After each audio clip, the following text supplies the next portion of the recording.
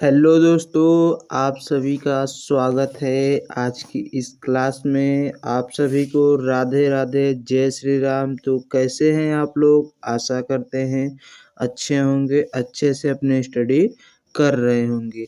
आज की इस क्लास में हम लोग हिंदी ग्रामर के शब्द रूप या शब्द विचार जो चैप्टर है उसके बारे में अध्ययन करने वाले हैं। पिछली क्लास में हमने अव्यय के बारे में पूरा डिस्कस किया था। इस क्लास में हम लोग शब्द रूप या शब्द विचार जो है उसके बारे में देखने वाले हैं। तो चलिए बिना किसी देरी को इस क्लास को शुरू करते हैं। क्लास को शुरू करने से पहले आपसे रिक्वेस्ट है कि क्लास में अंत तक जरूर बने रहिएगा। आपको इस क्लास में बहुत ही महत्वपूर्ण जो है वो टॉपिक समझाया जाने वाला है।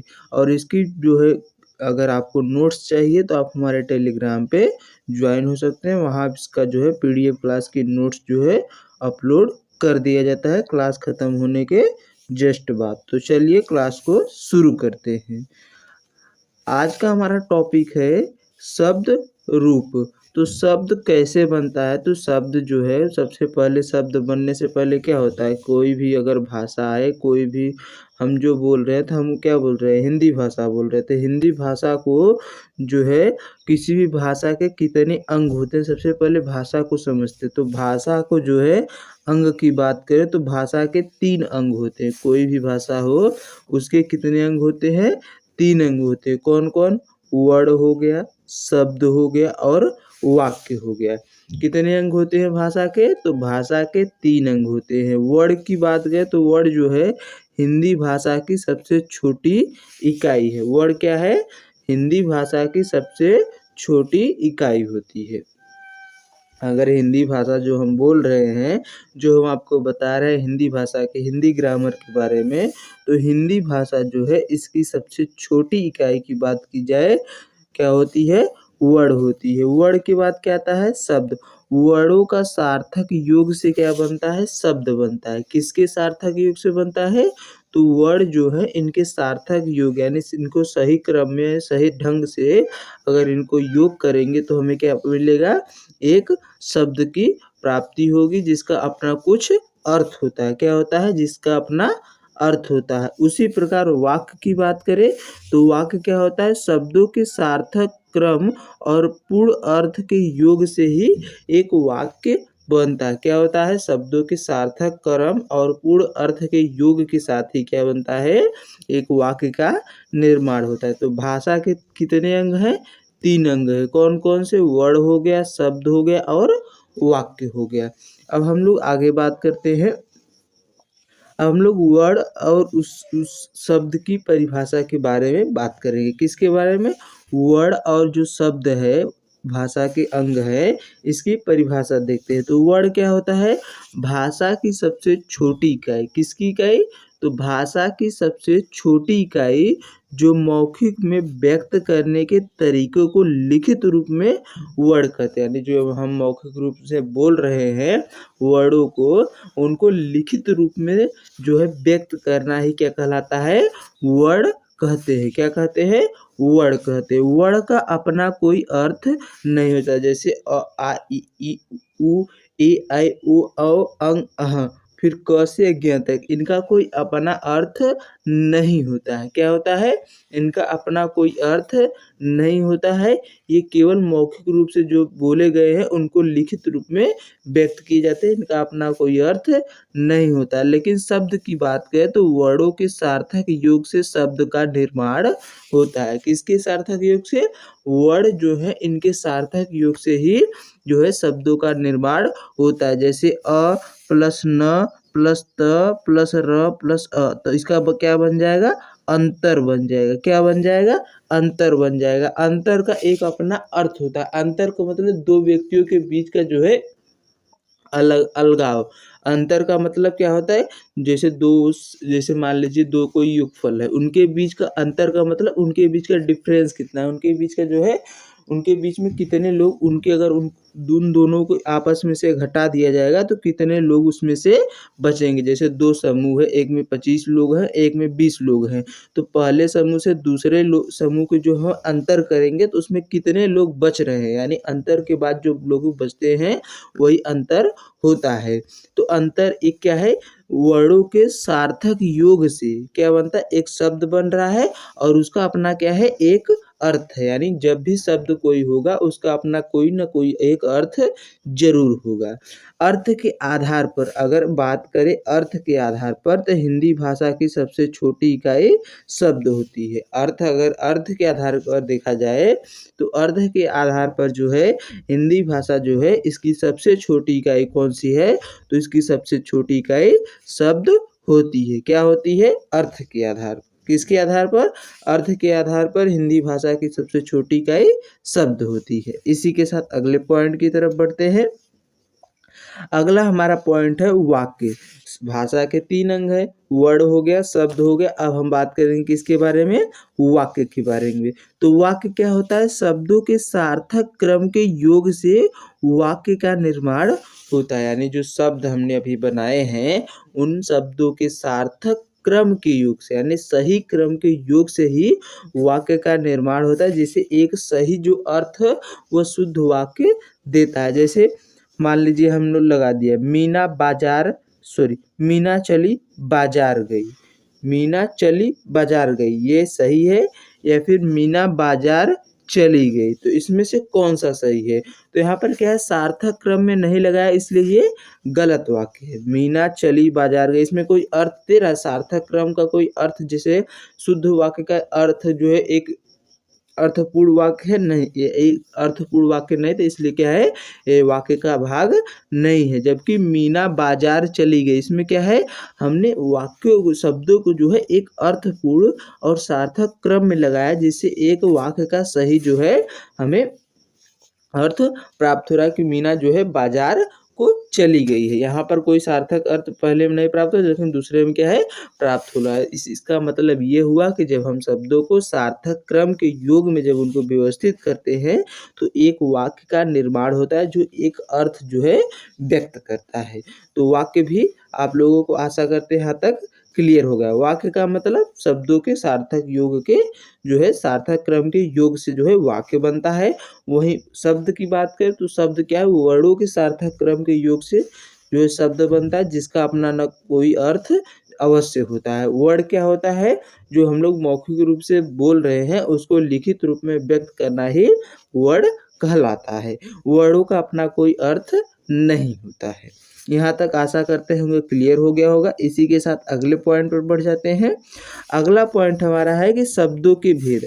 हमने वर्ड देख लिए, शब्द देख लिए, वाक्य देख लिए। अब हम लोग जैसे वर्णमाला में ही वर्ड को हम लोग पढ़ चुके थे, वर्णमाला चैप्टर था, उसमें ही क्या है, हमने वर्ड की जो है सारे बारे में, जैसे स्वरों का वर्गीकरण, व्यंजन का वर्गीकरण, स्वरों का उच्चारण स्थान, व्यंजन का उच्चारण स्थान, सब कुछ देख लिया था।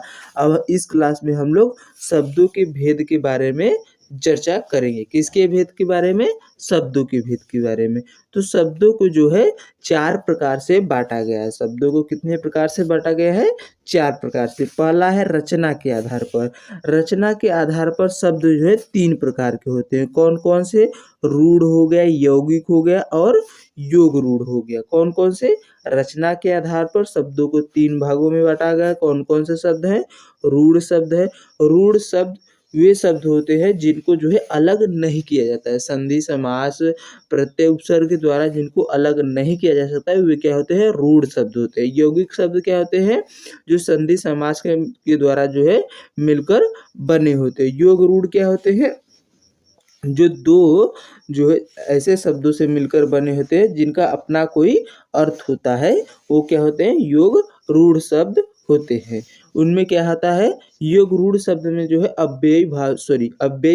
बहुब्रीहि समास के जो है उदाहरण अधिकतर जो है योग रूढ़ शब्द में ही आते हैं, जिनका जो है तीसरे वर्ण की तरफ इशारा करते हैं, यानी किसी अलग बनते हैं तो किसी अलग से, लेकिन इशारा किसी और की तरफ कहेंगे तो वहाँ पर योग रूढ़ शब्द होगा। योगी क्या होंगे, जो दो रूढ़ शब्दों से मिलकर एक तीसरा शब्द बनता है जिसका अपना कोई अर्थ हो, और वो दो जो शब्द बने उनका भी कोई अपना अर्थ हो, और वो मिलकर तीसरे शब्द का निर्माण करें जिससे भी और एक अर्थ, उसका अलग अर्थ हो, तो वहाँ पर यौगिक शब्द होता है।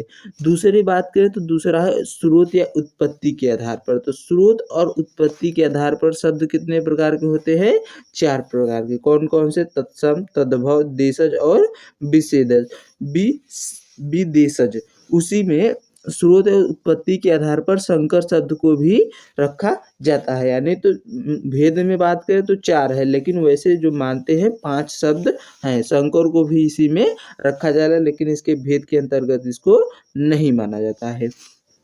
अगला हमारा है अर्थ के आधार पर। तो अर्थ के आधार पर शब्द 2 प्रकार के होते हैं। कौन कौन से, सार्थक और निरर्थक। सार्थक का मतलब जिसका कोई अपना अर्थ होता है, निरर्थक का मतलब जिसका कोई अपना अर्थ नहीं होता है। चौथा हमारा है प्रयोग के आधार पर। किसके आधार पर, प्रयोग के आधार पर या विकार के आधार पर। शब्द 2 प्रकार के होते हैं, एक है विकारी, एक है अविकारी शब्द। तो चलिए इसी के साथ हम लोग अपने पहले पॉइंट यानी रचना के आधार पर शब्दों को आगे डिस्कस करते हैं। तो रचना के आधार पर या व्युत्पत्ति के आधार पर बात करें तो शब्द 3 प्रकार के होते हैं। कितने प्रकार के होते हैं, 3 प्रकार के। रूढ़ शब्द की बात करें तो इनको मूल शब्द या स्वतंत्र भी शब्द कहते हैं। दूसरा हमारा यौगिक शब्द है, ये 2 शब्दों के मेल से मिलकर बने होते हैं। और तीसरा योग रूढ़ शब्द है, ये विशेष अर्थ देने वाले शब्द होते हैं। योग रूढ़ शब्द कौन होते हैं, जो विशेष अर्थ व्यक्त करते हैं। तो चलिए एक एक करके इन सभी को डिस्कस करते हैं। तो पहला हमारा है रूढ़ शब्द। कौन सा शब्द है, रूढ़ शब्द। तो रूढ़ शब्द की बात करें, वे शब्द जिन्हें संधि, समास, उपसर्ग और प्रत्यय न हो उन्हें रूढ़ शब्द कहलाते हैं। वो रूढ़ शब्द कहते हैं जिनमें किसी के द्वारा भी उनको अलग नहीं किया जा सकता है या वो अलग नहीं किए जा सकते हैं। इन सभी के द्वारा वे रूढ़ शब्द होते हैं। वे शब्द जिनमें संधि, समास, उपसर्ग, प्रत्यय ये सब क्या हो, न हो, वो क्या कहलाते हैं, रूढ़ शब्द कहलाते हैं। जैसे आपका पहला हो गया पत्ता, पेड़, जड़, उसी के साथ जल, पानी, पेट, ये सब क्या है, रूढ़ शब्द। क्या हम पत्ता को अलग कर सकते, प प्लस ता, इसमें कोई अपना अर्थ देगा, नहीं देगा ना। जब अलग अर्थ नहीं मिल रहा है तो उसको हम अलग नहीं कर सकते। तो यहाँ पर क्या हो गया, ये सब क्या है, रूढ़ शब्द। उसी प्रकार जल हो गया, पानी हो गया, पेट हो गया, कलम हो गया, कुर्सी हो गया, दिन हो गया, चावल हो गया, शाम हो गया, आम हो गया। उसी प्रकार फल, दूध, भूमि हो गया, पुस्तक और गीता, ये सब क्या है, ये सब आपके रूढ़ शब्द हैं। इनको हम अलग नहीं कर सकते हैं संधि, समास, उपसर्ग या प्रत्यय के द्वारा। तो जिनको हम संधि, समास, प्रत्यय, उपसर्ग के द्वारा अलग नहीं किए जा कर सकते हैं, वे जैसे के तैसे रह सकते हैं और अपना एक अर्थ देते हैं। क्या करते हैं, अपना एक अर्थ देते हैं। वे क्या होते हैं, रूढ़ शब्द होते हैं। आशा करते हैं यहाँ तक का रूढ़ शब्द के बारे में आप लोगों को पूरी तरह से क्लियर हो गया होगा। इसी के साथ अगले पॉइंट की तरफ हम लोग बढ़ जाते हैं। अगला हमारा है यौगिक शब्द। कौन सा शब्द है, यौगिक शब्द। तो यौगिक शब्द की बात करें, वे शब्द जो 2 रूढ़ शब्दों से मिलकर बने हो। कितने रूढ़ शब्दों से मिलकर बने हो, जो 2 या 2 से अधिक भी हो सकते हैं, रूढ़ शब्दों से मिलकर बनते हैं और अपना एक अर्थ जो है व्यक्त करते हैं। क्या करते हैं, अपना एक अर्थ व्यक्त करते हैं। और दोनों रूढ़ शब्दों का अपना अर्थ होता है, वो दोनों मिलकर एक अन्य शब्द की तरफ जो इशारा करते हैं, जिसका अपना कोई अर्थ होता है, उसे यौगिक शब्द कहते हैं। जैसे सु प्लस पुत्र, सु माने सुंदर, पुत्र माने जो पुत्र यानी बेटा होता है। तो इसको मिलकर क्या बन जाएगा, सुपुत्र, यानी अच्छा पुत्र हो जाता है। क्या हो जाता है, अच्छा पुत्र। उसी प्रकार मित्र प्लस ता, मित्र प्लस ता यानी मित्र हो गया और उसमें ता प्रत्यय जोड़ दिए तो क्या हो जाए, मित्रता, यानी यहाँ पर क्या बन गया, मित्रता, यानी एक भाववाचक संज्ञा का जो है शब्द व्यक्त कर रहा है। उसी प्रकार प्रति प्लस दिन, तो क्या हो जाएगा, प्रतिदिन हो जाएगा। भाग प्लस दौड़, तो इससे क्या बन जाएगा, भाग दौड़ बन जाएगा।